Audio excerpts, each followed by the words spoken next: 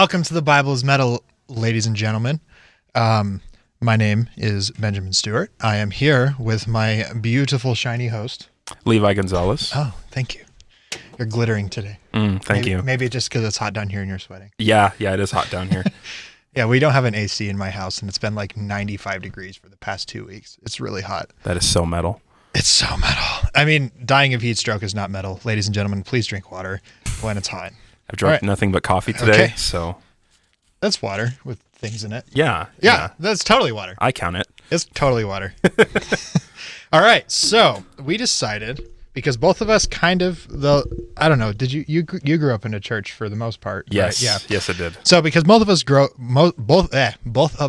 in a church, we decided that we'd take a closer look at some of our favorite stories from the Bible that we all know, we all heard as children, and we're going to go over why you probably shouldn't tell these to your children, because in reality, they're violent, they're messed up.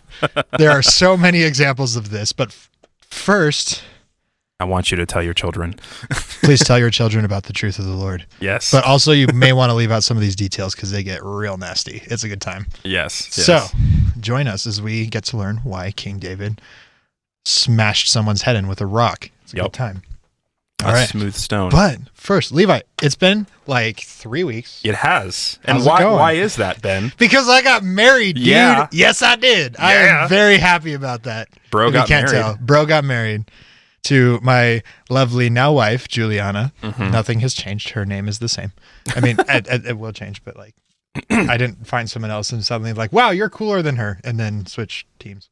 So, because she's awesome and I love her very much. So, nice. And then you also went on a honeymoon. I went on a honeymoon, and then I immediately went on a business trip literally the day after I got back. And then they're sending me off again to Mexico. to Mexico. I'm trying to put a good face on it, but I just want to be home. But you know what? That's okay. The Lord does what He does, and I will try to be Jesus even when I am really pissed off. Welcome to being a metalhead. Yep. Yeah. So Ben, what have you been listening to? What have I been listening to? I have been listening to Wage War because it's real tasty. They just dropped a single a couple weeks ago, and it's just it's chunky, genty goodness, and I love it very much. I love the way you say that, chunky, genty goodness. Yeah, that's I don't know. I'm starting to dip back into getting really into gent, like a lot of the gent stuff. So a lot of Periphery. Let's listen to a ton of Periphery. Listen to Thornhill was a newer band that I found that makes good stuff.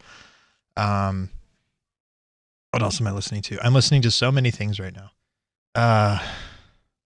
I don't know. I just kind of put it on like the new core tracks on Spotify and just kind of run through those. And then I also been listening to a lot of Crystal Lake because chunky, genty goodness. Chunky, genty goodness. Yeah.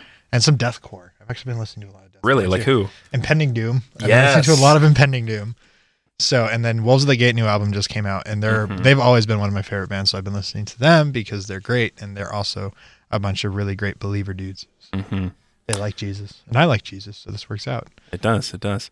So, like you, I have also been enjoying some deathcore, and that does mean Impending Doom. I actually went back to their first album. Oh wow! Which I enjoy because it's a lot more brutal than their most recent ones. And you know, when they first started, they dubbed their type of music gore-ship. It's like gory worship, like gorecore, right? Yeah, or something like that. And so went back to their first album and just started jamming out to that. It's amazing. I've also been listening to the new Wolves of the Gate album. I'm still on a Light the Torch kick too. I just love Howard Jones' voice. Yeah, I mean, I just Light the Torch. I feel like Light the Torch and what you were talking about last week, Woven War. Yeah, was it Woven War? Yeah, Woven War. Yeah, there's two. There's Woven War and Wage War. Both are great. Go check them out. But yeah, like they're kind of cut from the same cloth, where you have like this like really strong, clean vocalist followed by brutally heavy instrumentals. Yeah. So I'd agree with that. Yeah. Yeah. So I'm still enjoying Light the Torch. And like I said, like I'm a big Killswitch Engage fan. And so when that wonderful Howard Jones voice is on any other band, like it's just, it's so good. Yeah. It's so good. I almost met him one time at Ozfest. My cousin and I, we were right in the front row at the second stage in California. And Howard was walking by, and my cousin, he's so funny. He like yells out, "Howie!" Oh, wow. And he didn't look because, of course, he's probably thinking, who are these weirdos calling me Howie? I feel like that's just kind of, if you're a musician and you go to a festival, that's just kind of life. Like, yeah. He kind of had to expect that. Right. But so I almost met him once, but unfortunately did not get to. Yeah. Oddly enough, because like Killswitch Engage is one of my favorite bands, but I haven't met any of them in person, which is unfortunate. I would like to do that one of these days, but I don't know if Light the Torch is ever coming out this way. And I think Killswitch Engage is going to come out this way. Did you hear their new song? I did not like it, actually. No. I liked it. I don't know why it didn't vibe with me. It wasn't. Describe why. It wasn't like when As I Lay Dying came out with My Own Grave. Like that was just such a hard, in your face, like we're back kind of a song. I know, and it was just good. It was kind of like everything good about As I Lay Dying turned up to 11, and they threw in a little bit of like, kind of like the new core Tasty Sauce. Which, to be fair, they kind of pioneered it. So like, yes. They're going to sound vaguely formulaic because everyone copies As I Lay Dying because they're so iconic. But like with that, I felt like Killswitch Engage, when they came back and like put out that single, it wasn't as like Killswitch Engage. It was like that melodic, slower Killswitch Engage. I liked it. I thought it was really good, but it wasn't as good as like what As I Lay Dying pumped out when they came back. Yeah, I mean, so I could see why you didn't like it. Yeah, because the stuff I love from Killswitch Engage is like all the stuff off of what's the album from 2006? Not As Daylight Dies, it's the one after that. End of Heartache. End of Heartache, yeah. I've been listening to, like, I was on a kick of that for a while just because I loved that stuff, like that style of music with like the really good, like, really solid, or kind of All That Remains-y, sort of. Yeah. So, All That Remains, I still kind of follow them. I don't like all that. I like All That Remains music, and I like that they just hired one of my favorite guitarists as their new lead after Ollie died. But Phil, like their lead singer is such a jerk that it's like it's hard for me to like them because I've like seen him on interviews and stuff, and you feel like he's not even like, he doesn't seem like he's a jerk in real life. I feel like it's like a persona he feels like he has to put up because he's part of like this big metal band, right? Yeah. Doesn't feel genuine. So, which is almost like, it's like you're a jerk and you're not even like genuine about it. If you're going to be a jerk, like just lean into it. Yeah. So, that's wonderful. So, yeah. So cool. Well then today, as Ben said, we are going to be talking about a pretty intense story that everybody knows about. It is about our broski David and his enemy Goliath. And this is one of the most common Bible stories that we hear in Sunday school, and it's usually just these cute pictures that you see of this little boy with this sheep by his side, and he like flings a rock at him, and somehow it knocks out this guy, and it's like, yay, he won the day, and like everybody has him on his shoulders. But in reality, there's so much more to the story, right? So much more gore to this story. And like, how did David even do what he did, and like what? Okay. What was the preparation? So the question is, let's kind of go back to the backstory. So yeah. So the thing about historical accounts, one thing about Near Eastern historical accounts, especially when it comes to the Bible, there's this tradition of when you have one being when you have one being copied over, like the scribes who copied scrolls did this for a living. Like they were very, very careful about the words that they used, the letters that they wrote down, to make sure that it was exactly the same from one to the next. Yeah. They would burn the mistaken ones. Right. And then, that also adds, that does add some confusion into who Goliath was. So when we hear David and Goliath, you're like, oh, like he was like 9 feet tall or stuff like that. And then the reality is the earliest manuscripts we have list him as they say 4 cubits and a span. So 4.5 cubits, and a cubit was the measure from the arm to the fingertip, which back then was, I mean, like most modern scholars agree, around 18 inches. Like it's not an exact measure. But so 4 cubits and a span would be, and the span was your outstretched pinky to the end of your outstretched thumb, which is roughly half a cubit.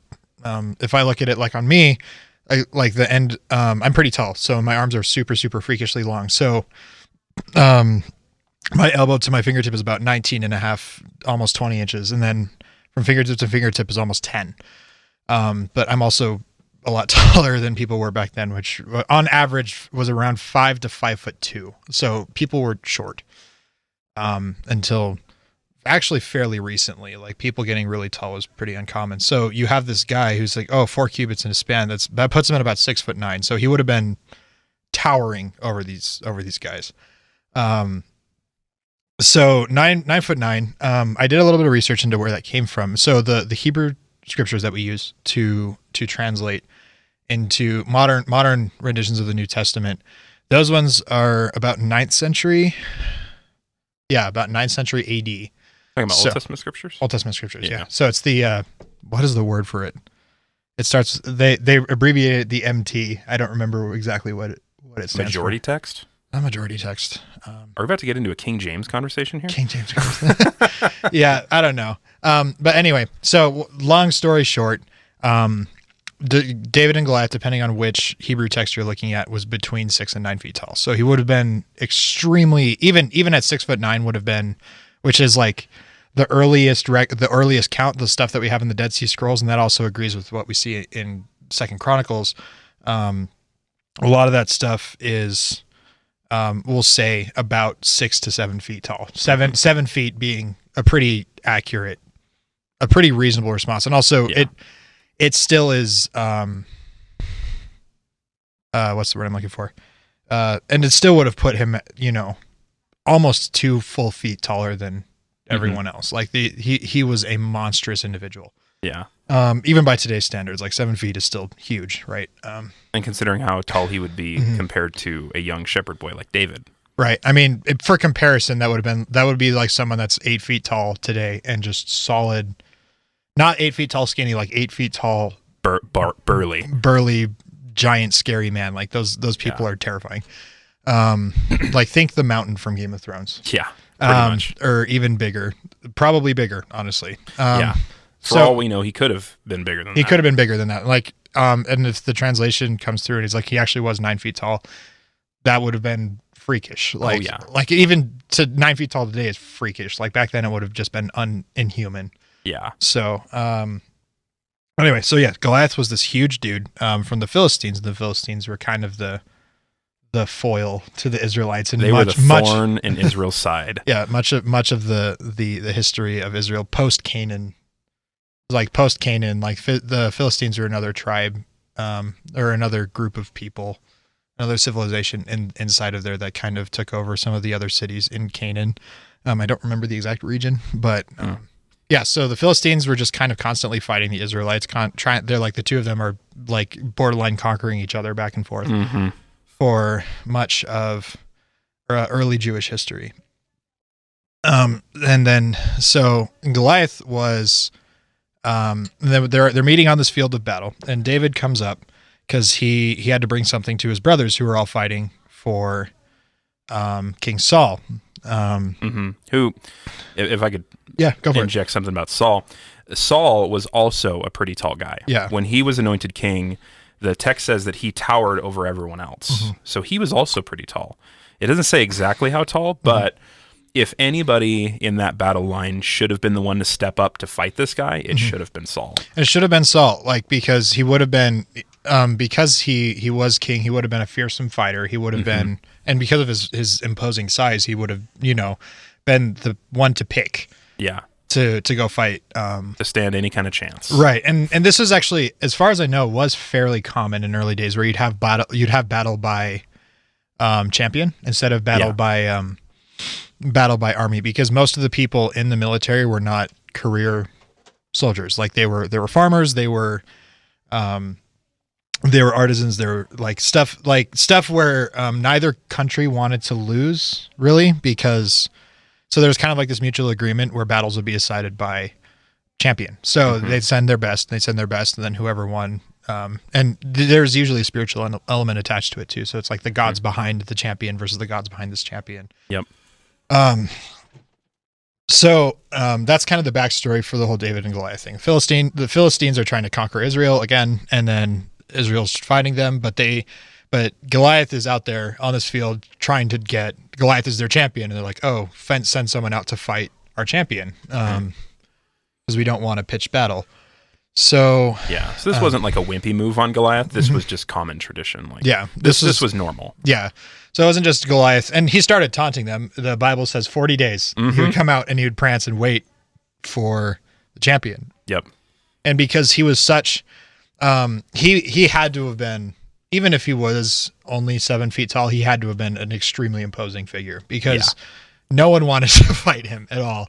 And Saul would have been the easy choice because A, he's king, and B, he's huge. So it would have worked, but he was a coward. Like this is documented time and time again throughout the entire, throughout his entire reign. Like he was a coward, and he was prone to fits of rage and was super unstable. Also wasn't a very good listener. One of the main reasons why Saul in Israel's history, Saul was the first king of Israel. And he's known for not being a good listener when it comes to the appropriate way to approach and worship God. There were certain rituals that needed to take place with actual Levitical priests involved, and he would just go ahead and offer sacrifices on his own without anybody there to actually be approved and authorized and consecrated to do so. And so Samuel, which by the way, this story is in the setting of the book of 1 Samuel chapter 17. The Samuel is like the common day judge, the common day priest who's well known in Israel. And so many times he'd come to Saul and be like, why did you do this without me? You were supposed to wait for me. And essentially at some point, Saul made the grave mistake again of offering sacrifices to God without the consecrated priest being there. And finally, God rejected him as king. He's like, you will no longer be king over my people because you essentially don't listen. You don't care of the holy things that I have commanded for my people. And so at this point in time, God already knows who his next king is going to be. And this is where David comes in. Well, and honestly, the reality is God kind of had this idea of David being king in mind from the beginning. Oh, yeah. The only reason Saul was king was because the people of Israel were so insistent. We're sick of the judges. And the judges are we'll get to that. They were generally I guess feudal rulers of Israel during the between Moses to the setting up of the kingdoms phase. Samuel being the last one. Yeah, if you remember, was he a judge or a prophet? He was a judge. He was a judge. Okay. Yeah. So if you remember, was it 3 weeks ago? With Elisha and the she-bears. So Samuel was kind of 4 weeks ago. Was that 4 weeks ago? Maybe. I don't know. Yeah. So Elisha and the she-bear, if you remember who Elisha was, Samuel is kind of a precursor to Elisha. So, but back then the prophets also led. No. Or am I totally getting that wrong? No, Elisha and Elijah are post Samuel. They are post Samuel. Yeah, so you have first Samuel and is a second precursor to Elisha. Yes, yeah. Right. Yeah. So, but also the prophets would also lead the people. Yes. So instead of having a political and then a spiritual leader, you'd have the spiritual and the political leader be the same person. Yeah. That's kind of what the judges were. Yeah. And the judges was also a time of extreme violence and turmoil, and there was a lot going on. There will be many episodes on There will be many episodes in the book of Judges because the Judges was gross. Yeah. That's the best way I can describe it. Very intense book. Yeah, Judges is nasty. The first time my wife, as we're going through the scripture, was like, wow, the Bible really is metal. It took Judges to get her to realize that. Yeah, Judges isn't a standout. Well, I mean, Judges is a standout. It was an especially turbulent time in Jewish history, but the amount of violence you see in Judges is not by any means uncommon by any stretch. Because it's just historic, the people being at peace with each other and not living under the threat of getting stabbed by a neighboring tribe is actually fairly recent. Yeah. In the past 200 years or so. People are jerks. So, that's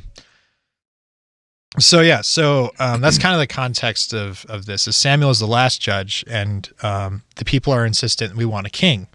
So Samuel, I think, originally anointed Saul because God's just like, okay, fine. If you want a king, here you go. So he picked Saul. And the context of all of that is Saul, I think, was kind of a like a God. It was kind of an "I told you so" moment from God. Like he picked a flawed person to show Israel. It's like, look, humans suck. You don't want a king. Yeah. So pretty much. Yeah, that's kind of a massive overdistillation of Saul's reign. But yeah, so Saul is the king, and he should be fighting Goliath. And no one wants to fight Goliath. The dude's huge. He's scary. He's probably, chances are, if they fought with the Philistines before, they would have seen Goliath and remembered who he was and what he was capable of. Yeah. So David comes in. He was left behind by his brothers because at this time they say young adult, little more than a boy. So he's probably 14, 15 years old. He would have been extremely small, still probably going through puberty, hasn't really filled out yet. Not really soldier material. Yeah. Prior to this though, we should No, go ahead. Okay. Yeah. So he was back tending sheep with tending his father's sheep. So his father Jesse was actually, if you've ever read the Bible before, God kind of had picked a line who, like, the entire story of the Old Testament is following this, like, in terms of the historical narrative of the Old Testament, follows this one family, this one family, starting with Abraham, and it just kind of goes down. So David is a descendant of Abraham, like from, I don't know, it was like 12 or 13 generations later. This is a while. Technically, even from Adam. Yeah. Because I think either the genealogy, one of the two genealogies of Luke or Matthew, one of them traces all the way from Adam. All the way from Adam, right. Yeah. So, and if you have one human couple, eventually Jesus will go back to them, right? So it makes sense. So David was left behind. He wasn't called to fight, and then he had to run to the camp for some reason. It was to take provision and food to his brothers. Yeah. So his dad was like, "Here, take this to the camp, give this to your brothers, and then come home because I need you to watch the sheep." Back then, shepherding was a really dangerous job because you had to guard, like, not only watch the sheep to make sure they didn't kill themselves because sheep are stupid. Any shepherd will tell you that. But you had to also protect them from wild animals, which would have been like lions, bears, like big, scary things with large teeth that could very easily kill sheep and people without really breaking a sweat. So, so David was no stranger to danger. He was no stranger to danger. I love how that worked out. That made me happy. That should be the title of this episode. David, no stranger to danger. Honestly, that would actually be really funny. Yeah. So David he was used to being under, duress. He was used to having to defend defend his sheep from big, scary things that could very easily kill him. So for him, he walks up and he sees Goliath, and he's not a big kid. So basically his weapon, the one that he carried, was a sling. And this is where it starts to get fun. Most people are like, "Oh, it's like a slingshot." I'm like, it's not really like a slingshot because slingshot shoots a little pebble. Like, it's kind of cute. Between like a rubber band type thing. Yeah, like, I mean, wrist rockets are fun, but like big rubber slingshots are super fun, and I love them. And I've seen people get hurt or injured with them. But yeah, it's a slingshot. It shoots this tiny little pebble. No, biblical slings, what they were is they basically were a rope with a pouch on the end of it that you'd swing once around your head to get some momentum, and then use it as basically an extension of your arm. If you've ever seen like a trebuchet or something like that, it functions off the same principle of basically, like, you can throw something pretty hard. With training, you can throw something extremely hard, like a rock, or later they started to use, they manufactured clay or lead shot for slingers. And this is an extremely common weapon because they're very cheap. They're very easy to make. And with a lot of training, they would be extremely deadly in the right hands. And the reason why Tell us why it's deadly. I will tell you why it's deadly. Okay, so right now the current most people don't realize this, but the current world record, and this is actually something that's backed up by a lot of historical documents, like extra biblical historical documents, like other historians and stuff. The Greeks and Romans, they continue to use slings well into the early ADs, like Anno Domini, like after year zero, just because they were such effective weapons, and they're super. I think I already said that. Yeah, they're easy to make, and the current world record is someone was able to sling a stone weighing 500 grams, 1,400 feet, which is a quarter of a mile. Like these things with a lot of training, you could throw something extremely hard. Like a quarter of a mile, that is a long way. If you look at like, a baseball, which weighs a third of what these sling stones would have weighed. And the balls were about the size of a tennis ball, but because they're made out of stone or lead, that would have done, a lead shot would have been smaller, but you'd also get higher velocity out of it. But stone's about the size of a tennis ball, about 500 grams, and you could sling one of those a quarter mile. Like a baseball off of a bat, which weighs a third as much, and the best batters in the world can only hit it, 500-600 feet. So we're talking something that weighs 3 times as much as a baseball going 3 times as far. This is a massive amount of energy being slung into these things. So when David was able to kill wild animals with this. So he was able to hit lions, he was able to hit bears, and it would kill them because he could protect their sheep. Just to give you an idea of how effective these weapons were. How trained David was. And because I'm an engineer, I actually did a bit of a ballistic, did some math to get the ballistic project. Okay, so a 500. So with the world record one, that ball, when he slung it out of his sling, that thing was moving at 168 miles an hour, which is extremely fast. I think there's maybe one ball game on the planet where the ball gets that fast. But then this is also a rock that doesn't bounce. That weighs 3 times as much as a baseball. 168 miles an hour. So if you actually do the math and figure out how much energy that is the same amount of bullet energy as a .44 Magnum. So we're talking insane amounts of energy here. And these, there's so many historical documents of that. I found a translated document from the Greek and the Roman empires that basically described how to treat sling wounds. And usually it involves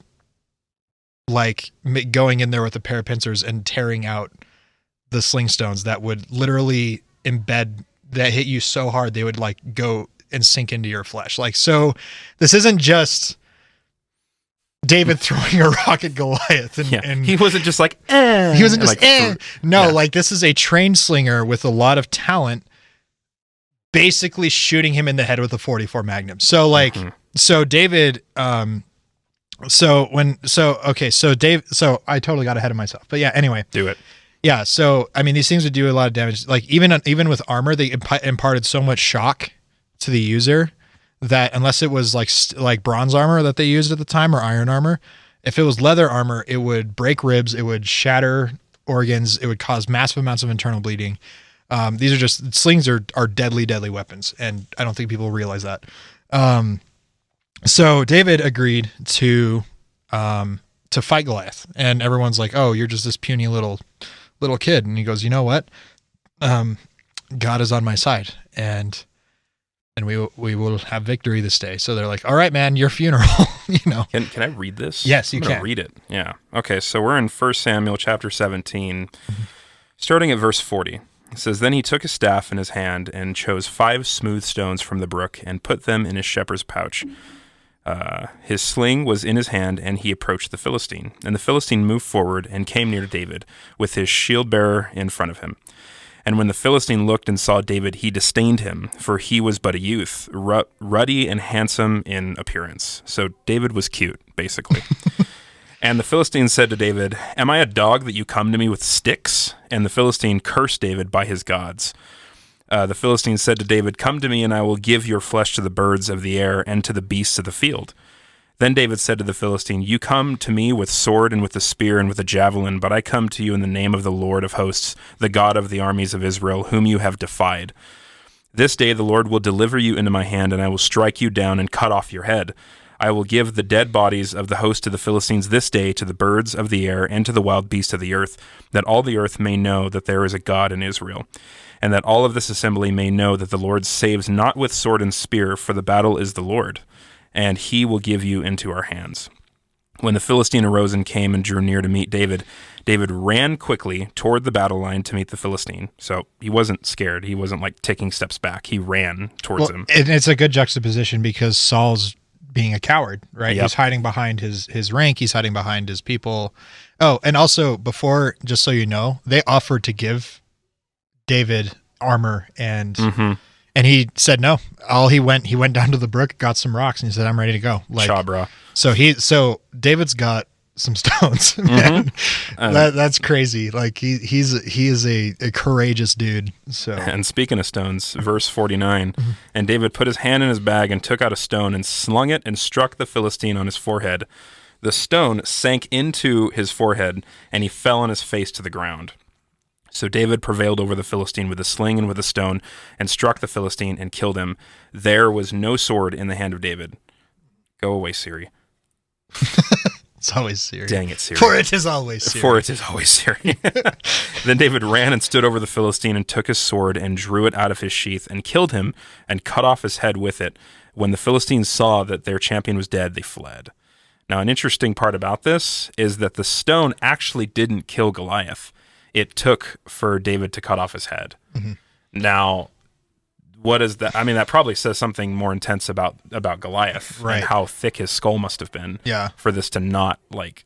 Well, I mean, chances are he was wearing a helmet. Like, so that's what I. That's possible. Does it say specifically? Because I don't think it says. I don't think it says specifically. So yeah, it's possible. Yeah. Okay. So think about that for just a second. So he's wearing a metal helmet. And David throws this stone at him, and it hits him so hard. Not only does it sink into his forehead, but it basically, it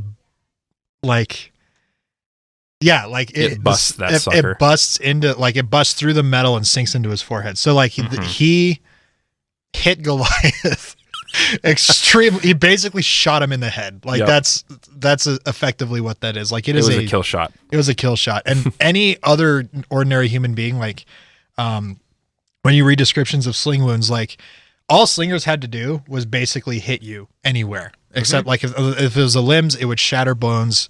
If it was any part of your face, it would take off chunks of your head. That's so metal. It would hit you so hard. And so the fact that Goliath survived getting hit by that is actually a bit of a miracle.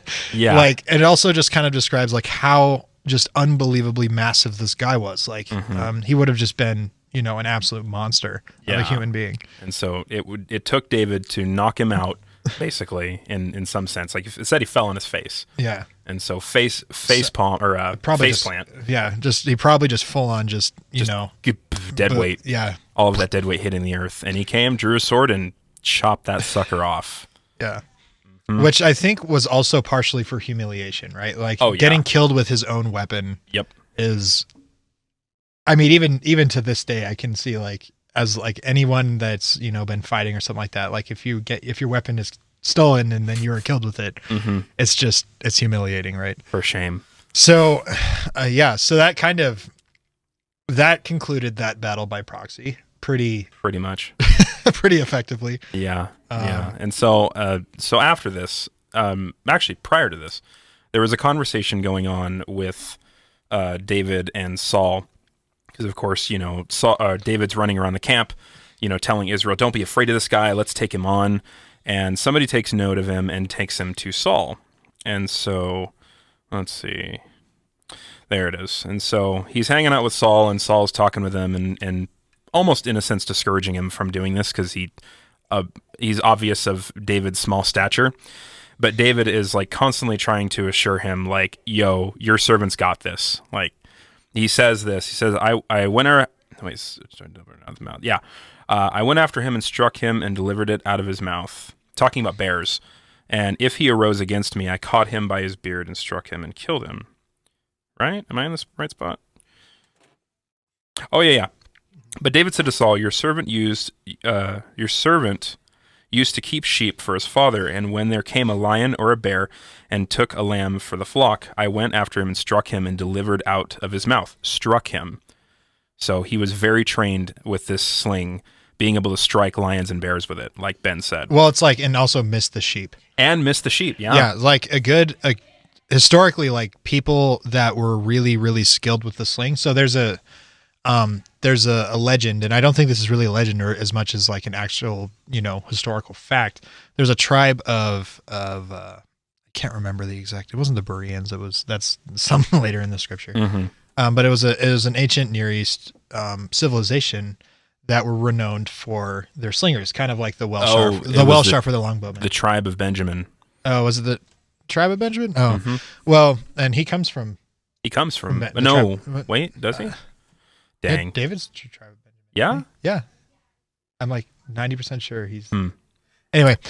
Well, we'll get to that, and then maybe not important to the point. Yeah, maybe next episode we'll kind of fill in a little bit of the gaps there. Yeah.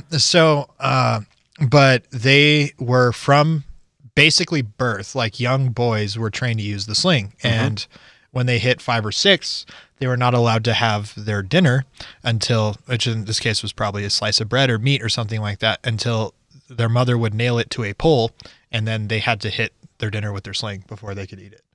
So it's not, this is a surprisingly, it's simple and cheap, but it is a surprisingly elegant and effective weapon, and David is extremely skilled with it. Yeah. And so with that, continuing on in that verse, it says, I caught him by the beard and struck him and killed him. Your servant has struck down both lions and bears, and this uncircumcised Philistine shall be like one of them, for he has defied the armies of the living God.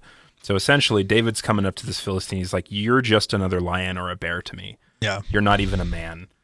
Like, I'm going to take you down just like those beasts that I've taken down before. Right. And I mean, and I'm looking at that. If I was in that situation, like I would not be able to stare a bear in the face, right? Like this is a I done pee my pants. I know. It's like you're just another bear, and I'm like, that's still a bear. Like, how do you say just a bear? It's a bear. Like, I don't want to fight a bear. No way. Like, I did not wrestle a bear once. I did not wrestle a bear once. We already learned that bears and Bible do not go well together. People usually die, but David was, David. And that kind of shines a whole light onto like who David was. Like he's kind of this ballsy, like confident dude. Like that kind of like our first introduction onto who David really is as a person. Yeah.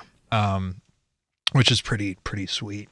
Yeah. So because David, I mean, he goes on to do some terrible things because he's a person and that's what people do. Yeah. But he was always like, David was God's anointed. And the first example of how God uses broken people to bring about what he finally, decides to happen. But the story of like how you learn what David is, and he's just like, dude, there's this giant warrior guy that's going to die to a shepherd with a rock and a rope. Like that's, that's pretty intense. Yeah. And when David and Saul were talking prior to this, Saul makes mention that Goliath was trained from his youth as well. Mm-hmm. That just as, like what Ben said, just as David was trained to be able to use a sling really well from his youth, so also was Goliath trained to be a man of war from his youth, like as a young boy. Like think of the movie 300. Right. From young, can barely fight off anything. You're trained to be a killer, pretty much. Right.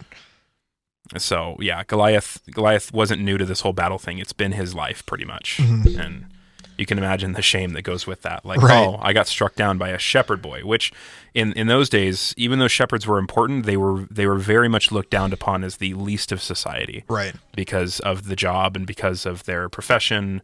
They weren't of high rank with society. Right. And I mean, I would probably put them at about where like a garbage man or a janitor would be. Something like that. Right. Yeah. And it's like, and I'm not trying to knock that at all. Like, I mean, it's honest work and, it's necessary. Like people that do that, they have my eternal thanks because I don't like, I don't like living under trash, Yeah. I don't like cleaning toilets. But it's like culturally, it's like people don't think highly of like trash men or garbage men. So shepherds were kind of the same. And also shepherds, I'm sure, were kind of kooky too, because they'd go months without talking to another human being. They'd just be out with their sheep.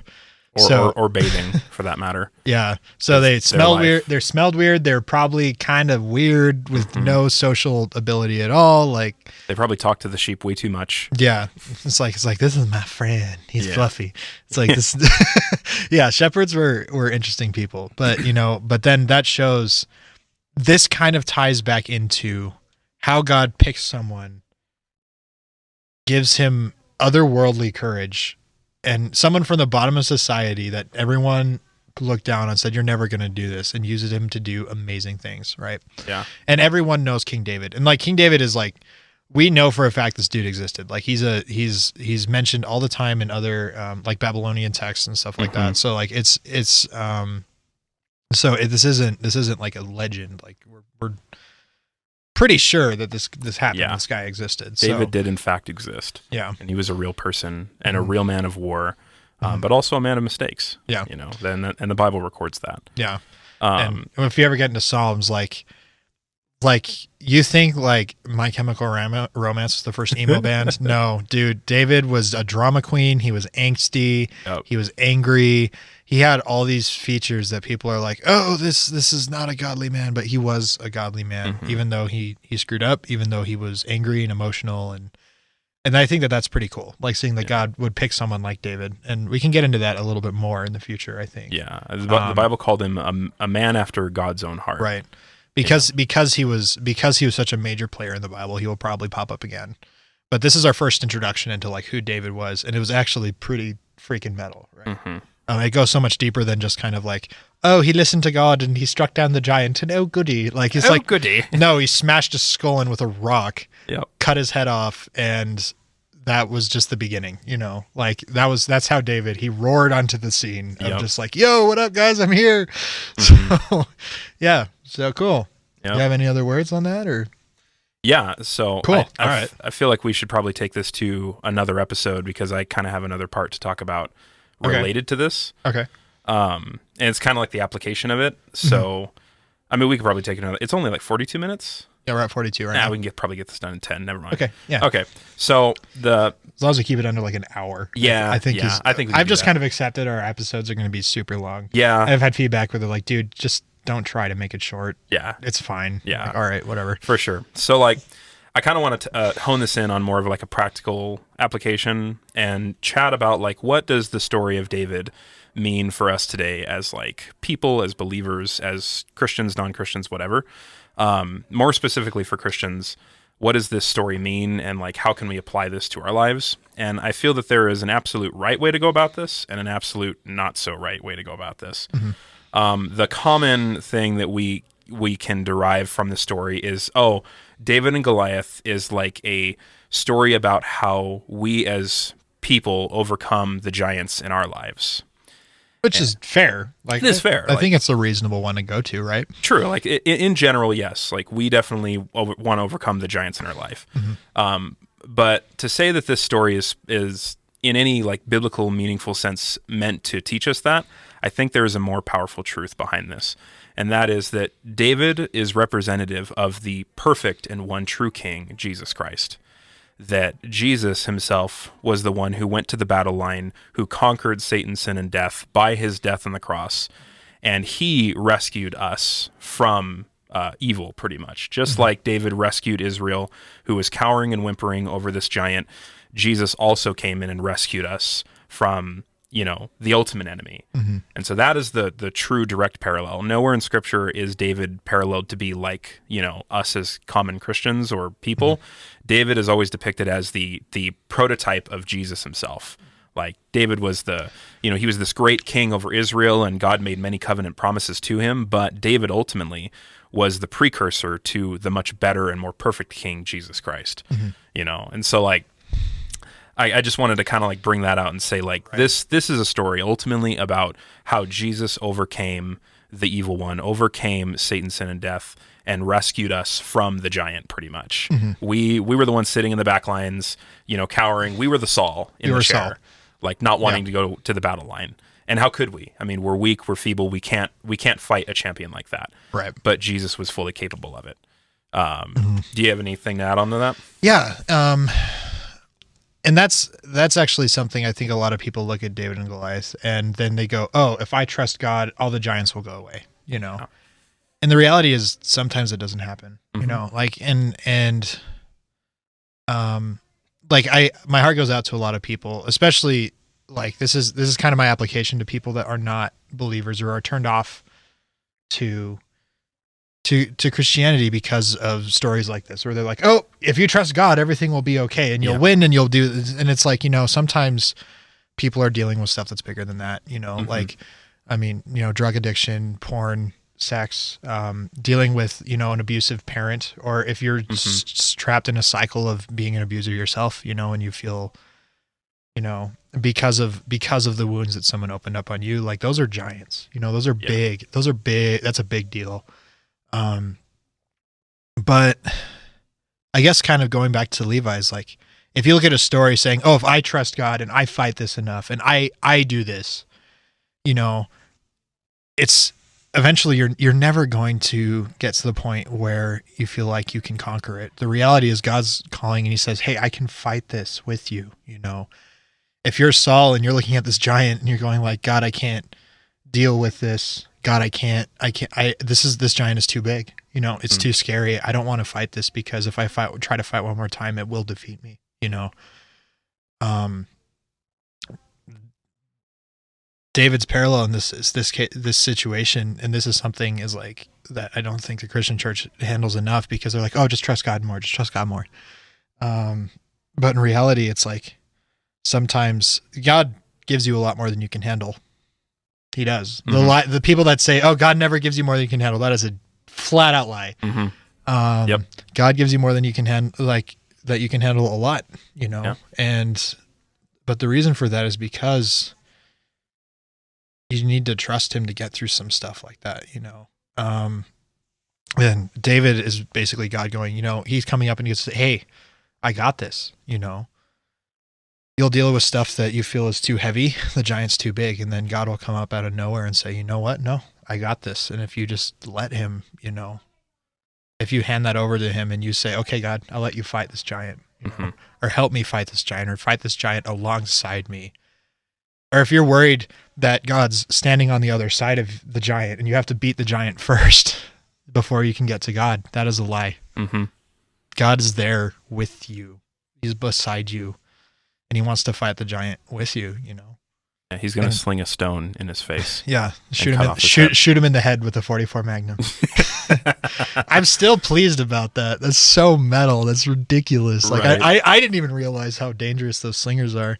I love that you did the math about that. Yeah, I did. It's like 1,100 joules of energy on those stones, and a 44 Magnum is 1,050. It's about because I don't math. I do. I'm the engineer. Yeah. So. Yeah, but that's the biggest thing is like, you know, God doesn't leave you to fight these giants by yourself, you know? Like I think the reality, people look at this and say, oh, David's me and I have to fight Goliath. And I'm like, no, I think 99% of the time we're Saul and David's God and he's fighting for us, you know? And he always will fight for you. And if you trust that and trust that he's got you, you know, I hope it ends up working out, you know? Yeah, that's my words. Cool. Right on. Yep. Jesus is always going to be the victor. God is always going to beat the giants. That's what he does. Yeah. So right on. Well, hey, thank you for joining us. We liked having you here, even though we don't know you. Hopefully we can get to know you guys later. Yeah. If you ever see us, like we'll be going to Era and North Lane, and then Wage War and Currents and not Currents. It's Wage War and Dayseeker, which should be really cool. When? That's in September sometime. So, bro. So yeah, most like metal concerts around Salt Lake will probably try to be there. And if you hear of anywhere like, or if you're in a metal band, you're like, yo, dude, like you should come check out my band. Like, yeah, why not? I like metal bands. So yeah, just give us a holler. Let us know. And we'll try to see if we can run into you there. Sound good? Yep. Cool. Sounds good. All right. This has been The Bible is Metal. I'm Levi. I'm Ben. I'll talk to you later. See you next week.